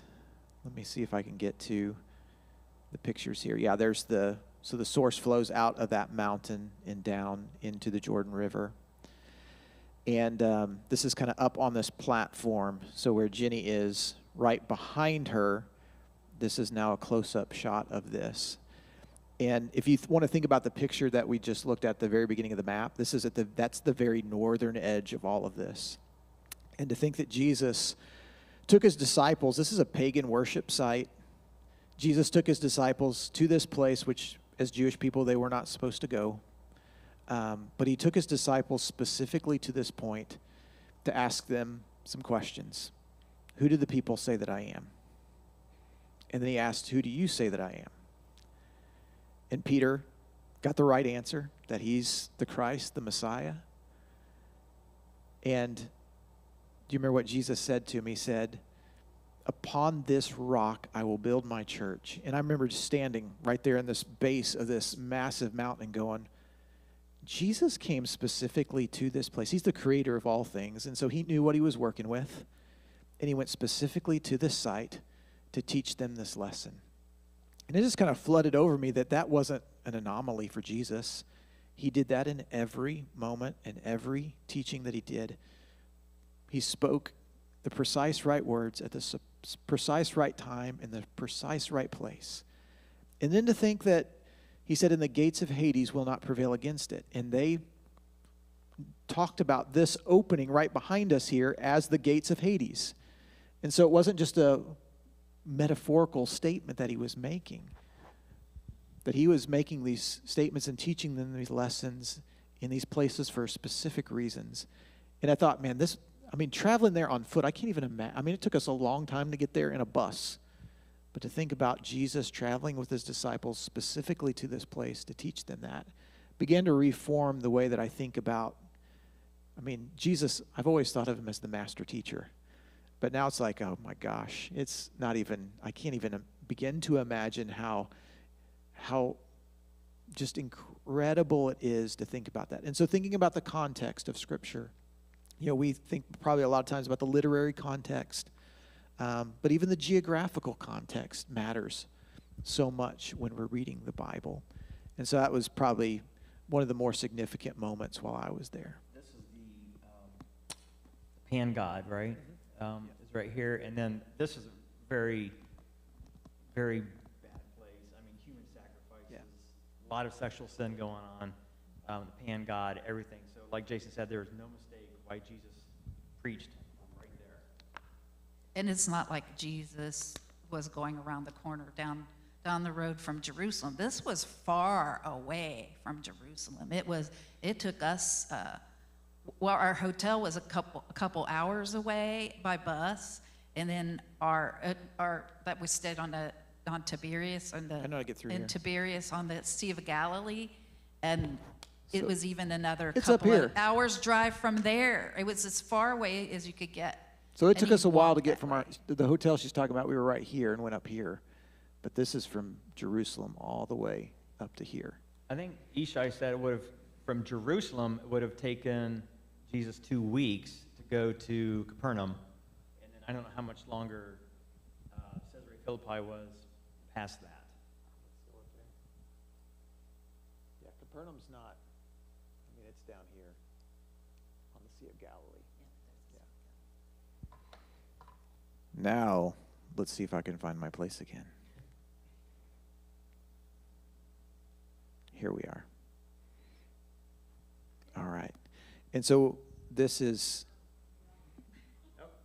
that's your lunch one day, isn't Yeah, it, Scott? so, Lunch. so now we're these slides are out of order, but we went to, on the Sea of Galilee. Oh, yeah. And this is the tilapia lunch that the disciples would have had, something similar to that. Not With the fries. Not the fries. Yeah, not the fries. No, mine. I got the fried one, so it had the bones. Really? No, that just sounds disgusting. Rick ate it in Jamaica, so. Oh, yuck.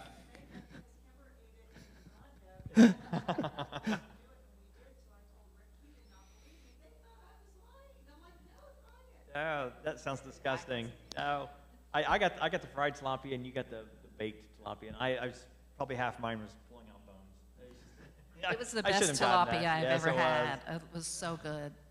So yeah, we're back on the Sea of Galilee on what they would call Capernaum Capernaum. or Capern. I can't even say it the other way now. Anyways, this is a pretty incredible historical site with a lot of excavation that has taken place. A lot of again things that you can just see when you're there. So the structure that you're seeing on top, that's kind of over, is a church that's built over what they believe to be Peter's house in Capernaum. And it has a glass floor, so you can actually see down into it when you get there. And they've excavated it, and they've found within the stone that's there both Peter's name and Jesus' name written in those. So that's why they believe that this site is his house. And there's a massive excavation of the whole village that would have been there. And you'll see here in a second some of the differences of even the stone structure in which it was built. So the stone here is a little bit different than some of the other that you'll see. So in that same town of Capernaum, this is the synagogue that's there. You'll notice its stone is a little bit lighter color, and so it was built on top of the older one that would have been there in Jesus' day. But it was really interesting to be able to walk into it and imagine. I mean, you can see Peter's house from the synagogue steps. Does it? Yeah. Yeah, so you can see the differences in the rock colors that are there. So here's another picture. You'll see in this one the differences in the rock.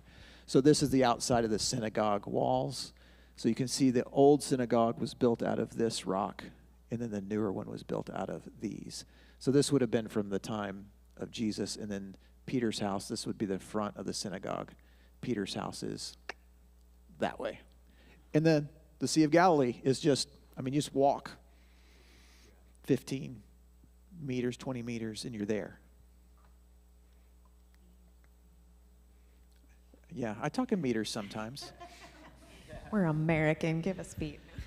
And so another church that is there, believed to be a spot where on one day Jesus came walking up, and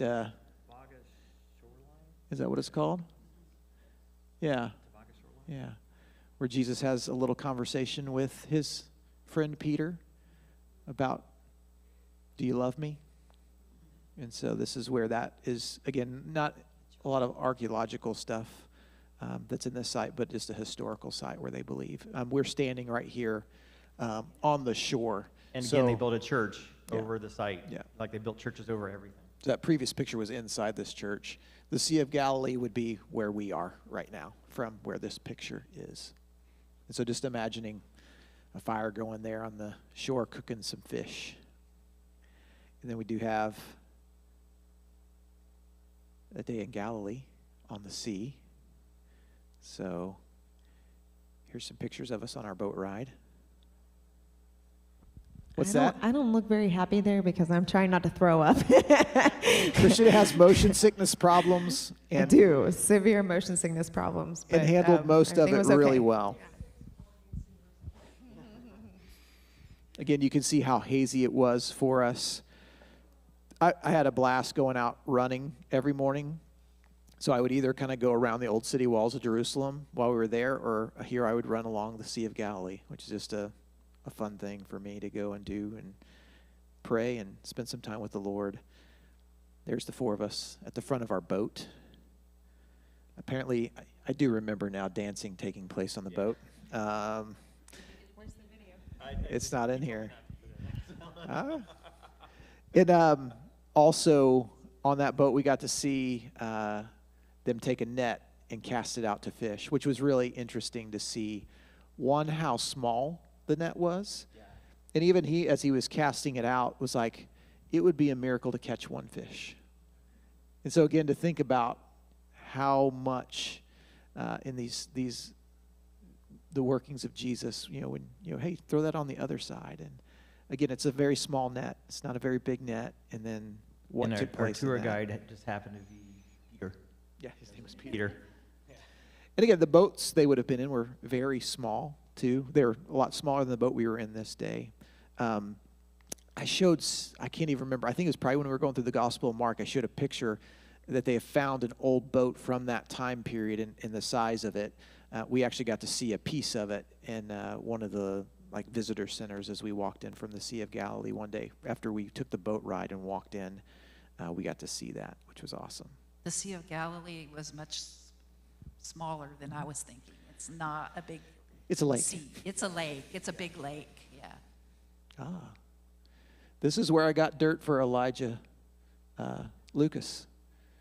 So this is the mount where the Great Commission, Arbel. Arbel, Yeah. that's Arbel. Yeah, for the Great Commission. And you can see the roads heading out from there. You can see And there's no mistake where he did this, because that road, which is what they call Route 90, connects. Let me look at this just to make sure. does it have the roads on it? The overlooking the great road connecting Europe to Asia and Africa. This is the Via Maris, depicted in Isaiah 8 and Matthew 4. So at that time, that was the one and only road that connected all the continents. So there's no mistake why he made the Great Commission right there. And then we made our way. You say it much better than I do. You're such good. Beishan. There we go. So this not really, well, I guess there is some biblical significance actually, not to the site that we looked at, but to the mountain that's in the background right there. Would have been a Philistine fortress with a city wall around it, and where Solomon and Jonathan would have met their end. King Saul. King Saul, yes, not Solomon. King Saul and Jonathan would have met their end. And then, yep, up on top of there.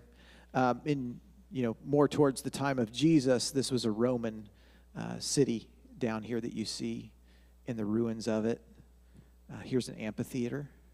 We actually got to was see there. ancient toilets. Ancient toilets, there, yes. And a bathhouse. Bathhouse. This one, you got to see tons of stuff here. There's an amphitheater that we stood in and sang in, again, singing hymns in that place. Yeah. Yeah, so if we go back to that previous picture, the main street, they would have had a main street right here called the Where Cardo. the columns are. Yeah, so it would have been another one of those Cardo. And up here would have been that Philistine city or fortress up there. Yeah, so pretty, and we walked around all in through this one. This one was a pretty extensive site that we could go and take a look at. And then our final day in northern Israel, I don't know why some of these things are in here. Is the Nazareth village, was it on that day? Okay, it was. My mind is foggy on this. So the next pictures that you're going to see is a Nazareth village that has been reconstructed.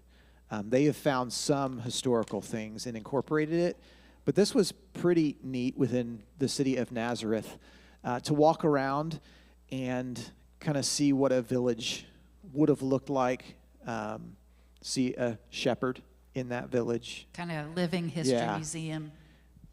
to see the different tools that they would have used for a carpenter.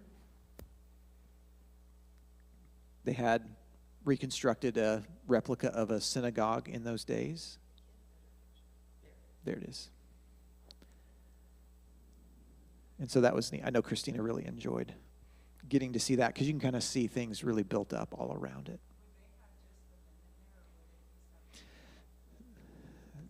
That would have been just the men. Yeah. Weren't allowed. And then we have a couple mountains that we were on this day. So, and here's a picture of us on top of this. So thinking about the story where they take Jesus outside of the city.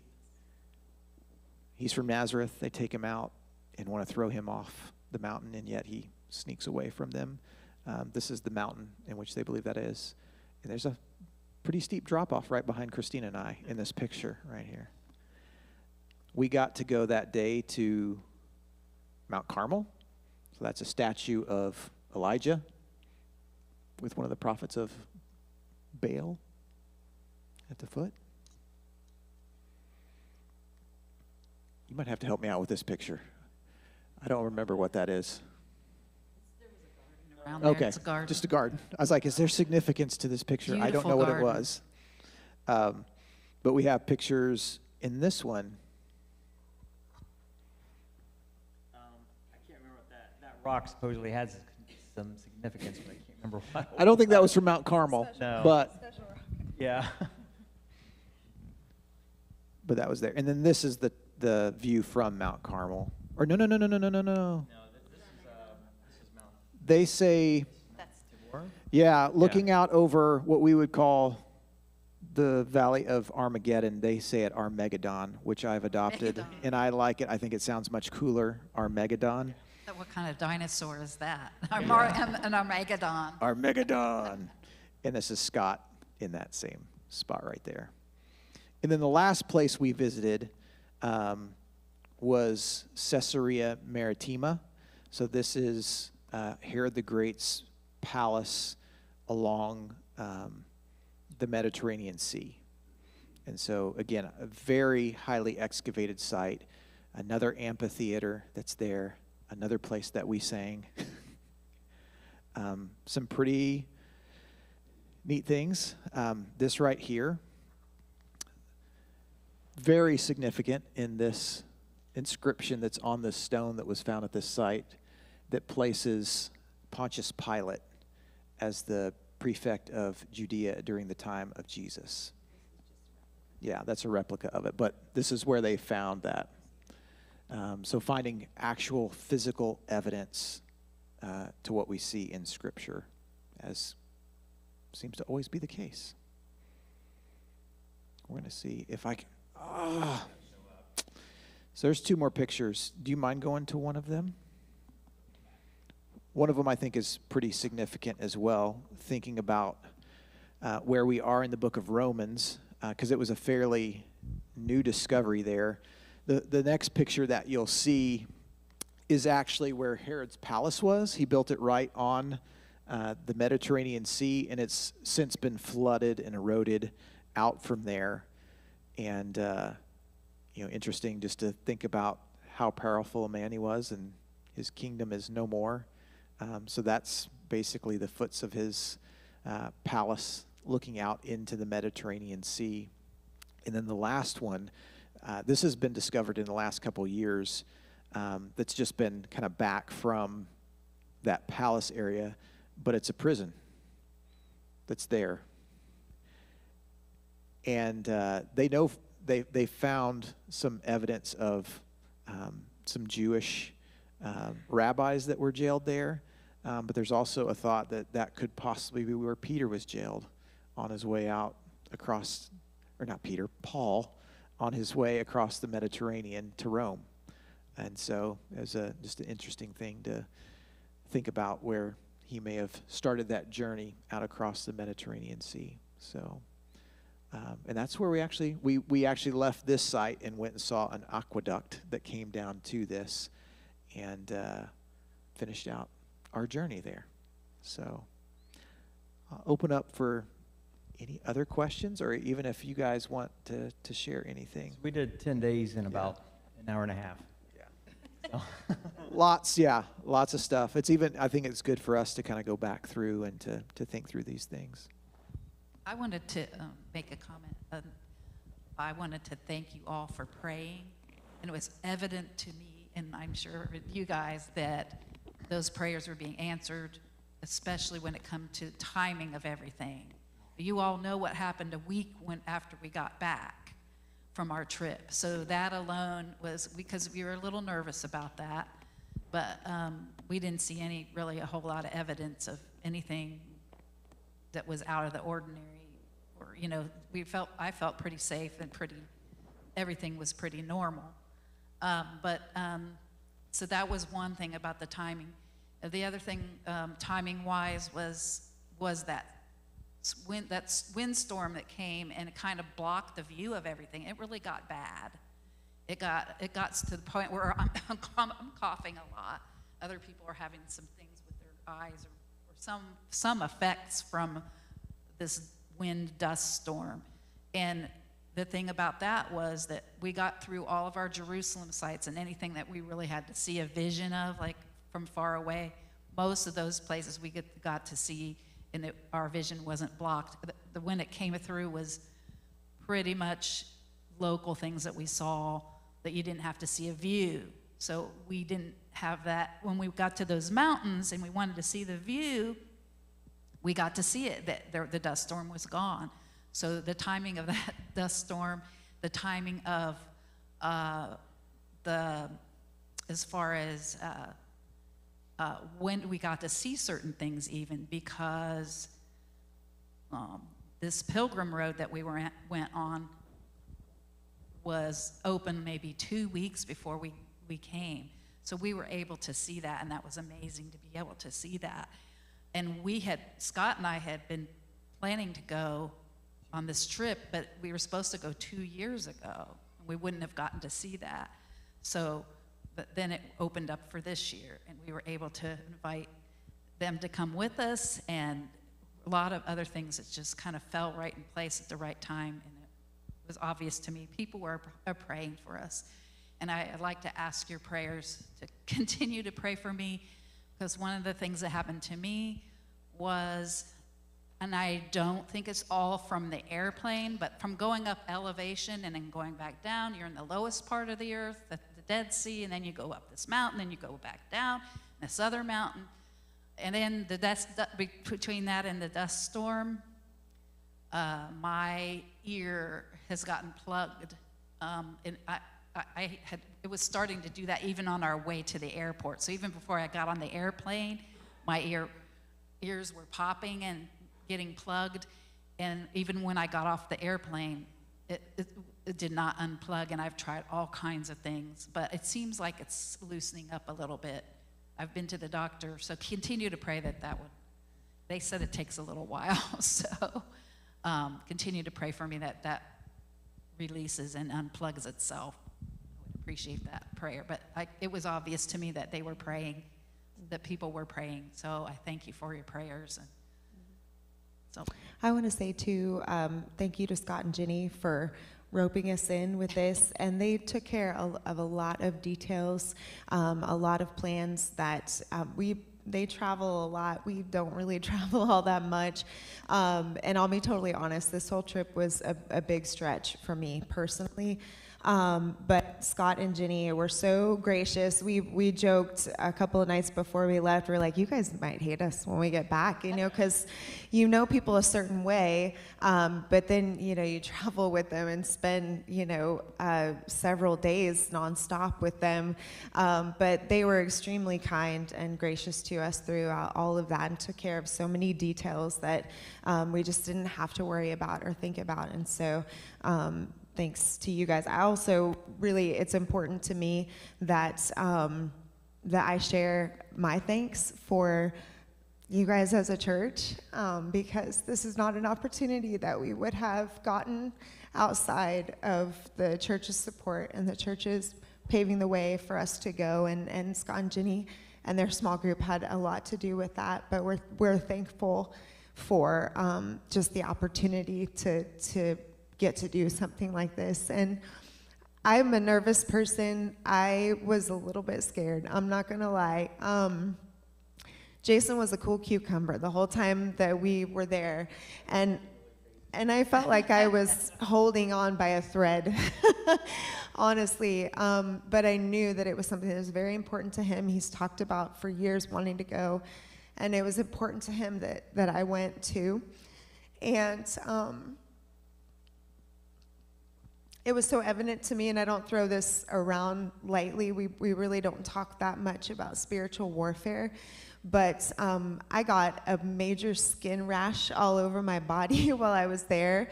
I don't normally have sensitive skin, but I was covered in a rash. I couldn't use any of the soap or anything that was there, and I still don't really know why it happened, but it just ramped up the longer we were there, and I was taking Benadryl, and I had to try to figure out what's the right word for, an antihistamine type medicine there. Going to their pharmacy and not knowing their language was a trip, I'll tell you that. And they do not have over-the-counter medicines like we do. Everything is behind the counter, and you have to get approval from a pharmacist to get anything. And so here we could just go to CVS and pick up some Benadryl and some hydrocortisone, but it wasn't that way there. And so I felt like spiritual warfare was at play. The very last night that we were there, I had a very jarring experience with a man in the hotel lobby that very last night that we were there. And he just jumped on every fear that I had been just holding and trying not to let come to the forefront. Just smacked me in the face with it on that very last night before, talking about the airports closing.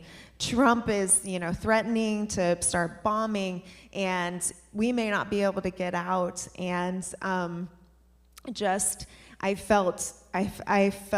the battle, the spiritual battle that was going on, but I'm thankful in all of that God did pave the way for us to go.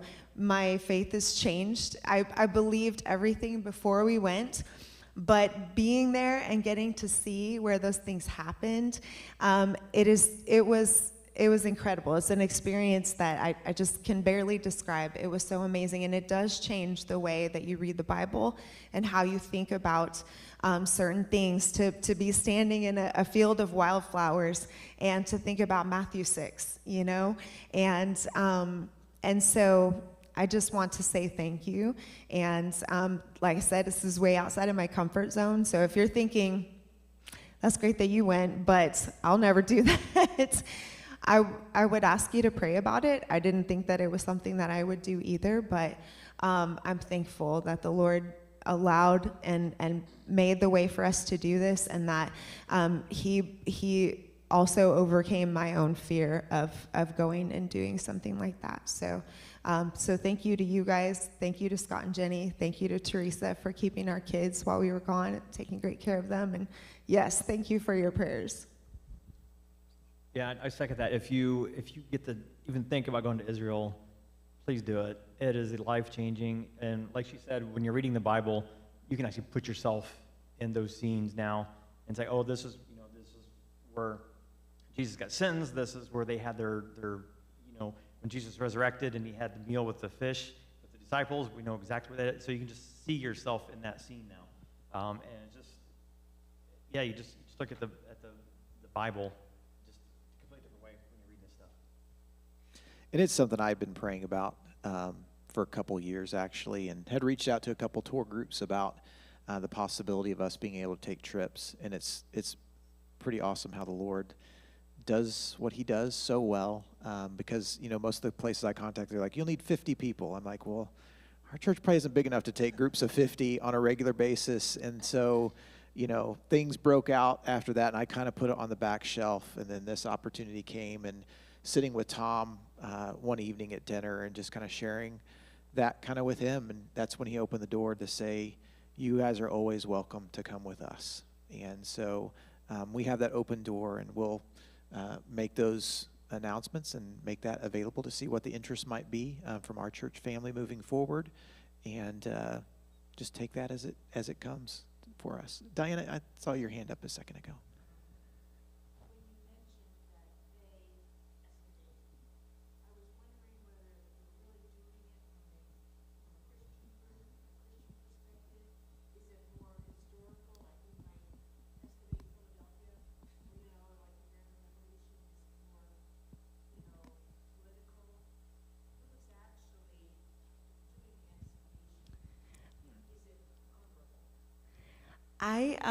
I was struck by one sign that I saw at an excavation site because it was the University of North Carolina that was doing some of the excavations. I think a lot of it is educational.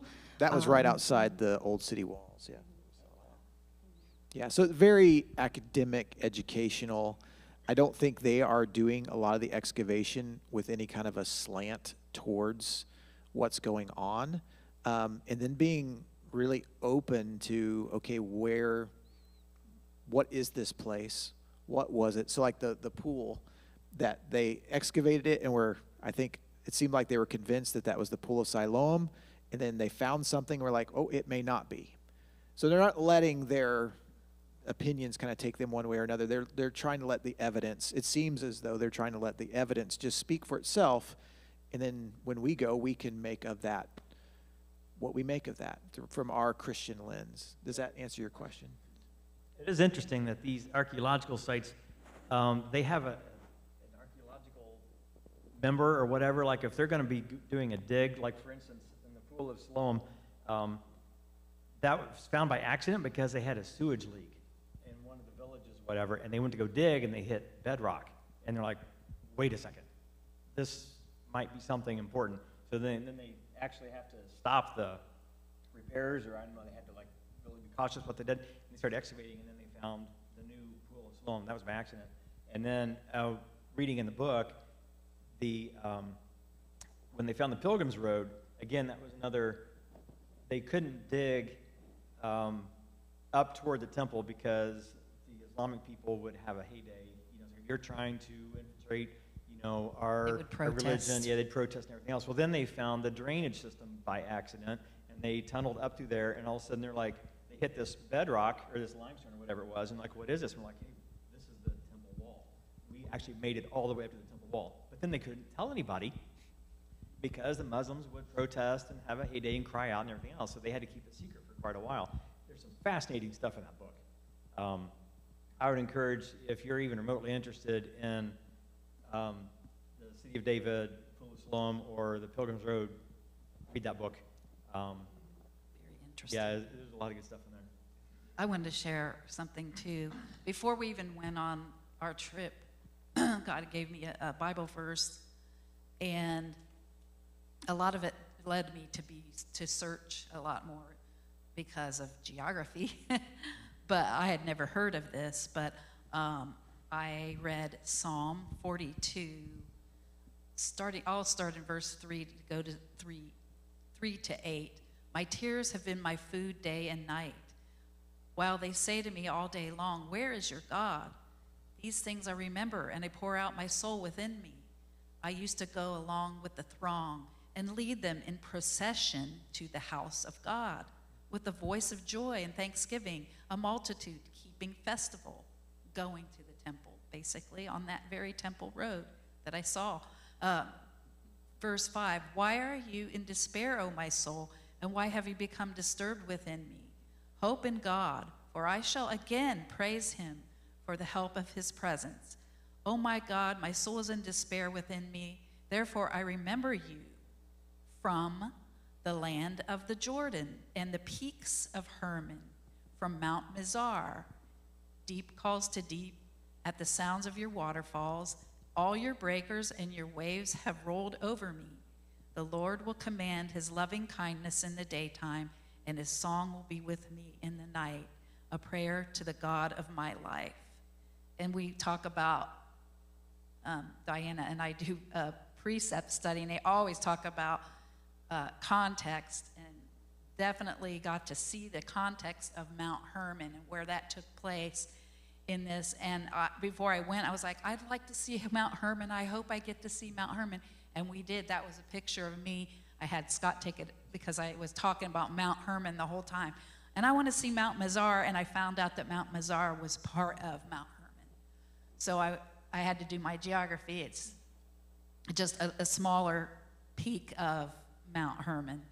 But I got to go to that place. But what struck me is that he wrote this, years and years ago, and it's from this place that he is praising God. He is not praising God from Jerusalem, where he usually does, that he was leading people up to the temple. He was praising God from that mountain that was so far away from Jerusalem.